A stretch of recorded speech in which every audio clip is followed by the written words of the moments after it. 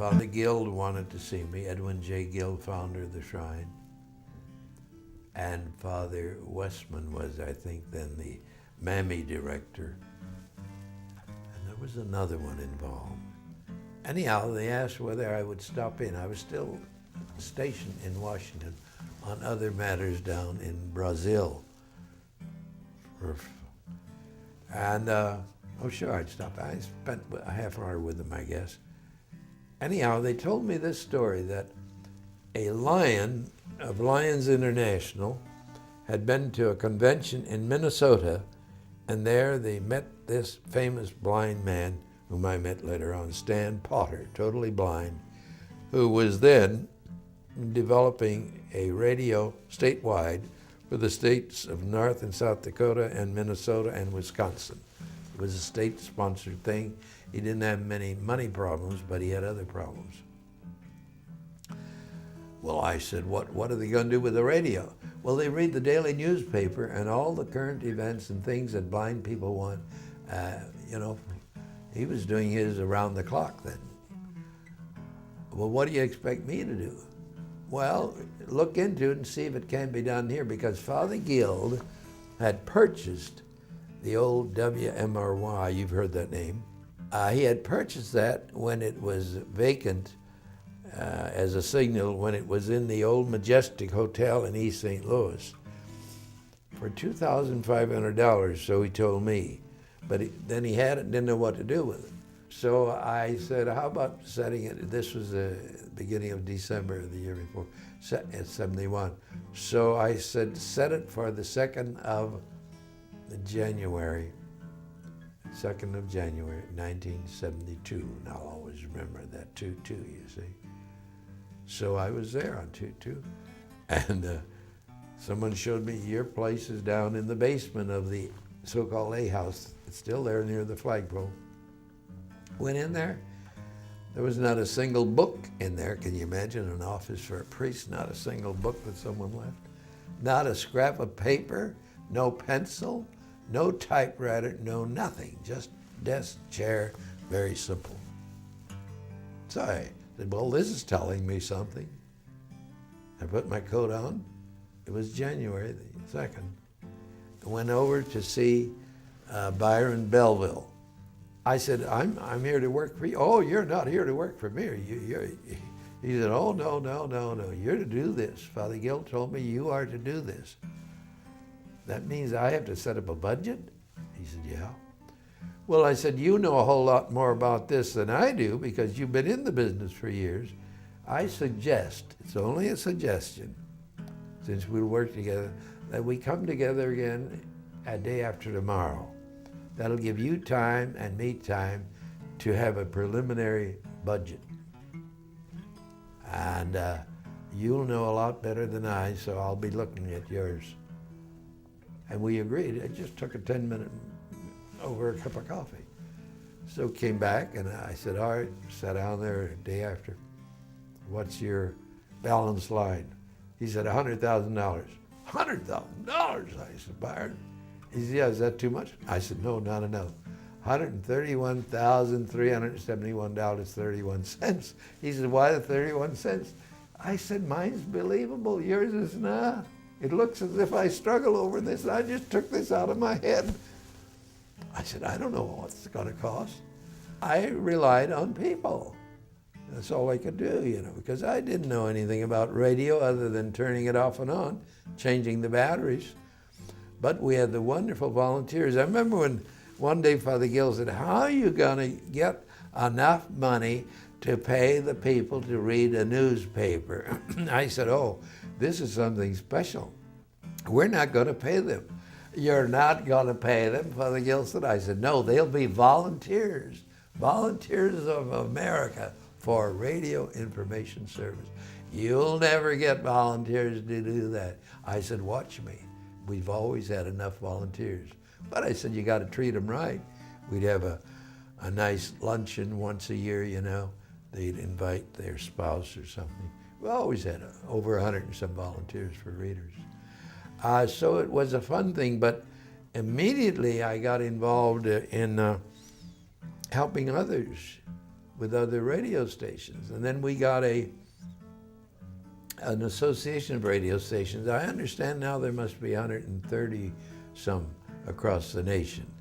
So it was a fun thing, and I'd have a weekly show. I don't do it anymore, I quit last year. But now they're on 24 hours a day at Mind's Eye. They're really developing it greater than what we had. And of course, this is a funny story. One day Byron Belville, the manager of the then WMRY, calls me and he says, "Father," he said, "you got to come over." So I came over. It wasn't far. He said, "I had this call from G. Duncan Bauman, who was then the publisher and editor, I guess, and the owner of the St. Louis Globe-Democrat. You ever hear of him?" "Oh, what's that about?" "Well, he says we are in violation of copyright restrictions, etc., and he wants to see you in his office." But I said, "Byron, you know, you own this station and you're in charge of the station that is the mother station. We couldn't be on the air without you." But he said, "I'm not going to handle this. I know him, blah, blah, blah." Well, I said, "I'll be happy to do it for you." To make a long story short, I called Mr. Bauman, and he gives me a date, and I said, "I'm sorry, I'll be out of town." He said, "You must be a busy man." I said, "That I am." So we decided on it. 2 weeks later, I guess, I went in there with a radio under my arm, with this, walked in. He's sitting way at the end, a big room with all kinds of desks in there, and I couldn't understand how you were, but he sat there, he overlooked them on a dais, you know, smoking a cigar, and he had a gold a watch chain across here. Wouldn't even stand up and say, shake hands. I'm like this, no cane at that time, but I walk up there, and I thought he might put out a hand, so I put my hand out like that, and he just sat back and looked at me, and he said, "You are in violation of copyright restriction." Wouldn't even say good morning. And I said, "Sir, may I please sit down?" "Well, yes," there was a chair. So I sat down. I looked up at him, put the radio down. "We are not in copyright violation restrictions." Here's a copy of a letter from the then head of the FCC, Federal Communications Commission. Here's a copy of the letter. And you may keep it, sir. And here's a copy of the letter from the then President of the United States commending us for what we're doing. How can we be in violation? These are top people. And I said, I had nothing to do with getting those letters. They came to me. Somebody else, a friend of mine in Washington, had arranged that. How God arranges things is beautiful. So, well, he said, I don't understand what this radio's about. I said, may I just plug it in and turn it on? Oh, yes, he said. So I turned it on, and guess what?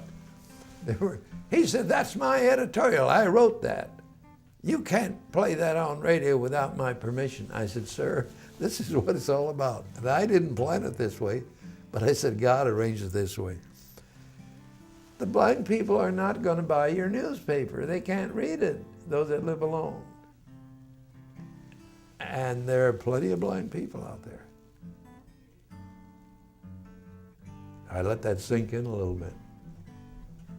But I said, I really didn't come here to have an argument with you because we're in the right. They're glad we're doing it.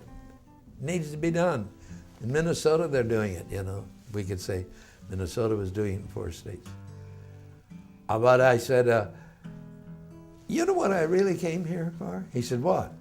I said, furthermore, your paper has never given the radio information service 1 inch of space about serving the blind of the greater St. Louis metropolitan area. Never once, and we've sent you things. I want coverage for the man who is totally blind from St. Louis who manages the board on our radio station, John Wiedlich. He's still there, by the way, John Wiedlich. Furthermore, I'd like to have a check from you through your connections for about $2,000 or $2,500 from the old Newsboys days. That's why I came. because I knew we were in the right and you have evidence of that now. So we said goodbye, and about 2 weeks later, he sent the check for $2,000, and then it took about 6 months. And I said, I don't want my picture in the paper. You mentioned my name as being behind it, if you will. I was the first to stick my neck on things. But do it on John Widlick. And he did a nice story on John, people. Over a half page, spread.